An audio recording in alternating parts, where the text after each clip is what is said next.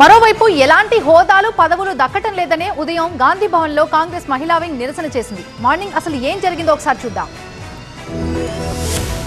కొత్తగా ఏర్పాటు చేయబోయే కాంగ్రెస్ కమిటీల్లో మహిళలకు ప్రాధాన్యత కల్పించాలని డిమాండ్ చేస్తూ గాంధీభవన్ లోని PCC chief Mahesh Kumar Goud chamber ఎదుట మహిళా కాంగ్రెస్ నేతలు నిరసనకు దిగారు. ప్రభుత్వం కార్పొరేషన్ పదవుల్లో మహిళా నేతలకు సరైన ప్రాధాన్యత దక్కడం లేదని రాష్ట్ర మహిళా కాంగ్రెస్ అధ్యక్షురాలు సునీతారావు ఆధ్వర్యంలో మహిళా నేతలు ఆందోళనకు దిగారు. పార్టీ అధికారంలోకి వచ్చి ఏడాదిన్నరైనా పదవులు ఇవ్వలేదంటూ నిరసనకు దిగారు. గాంధీభవన్ ఏంటంటే జెండా పట్టుకునే వాళ్ళకి కూడా ఈ రోజు నామినేటెడ్ పదవులు చైర్మన్లు ఇస్తారన్నా.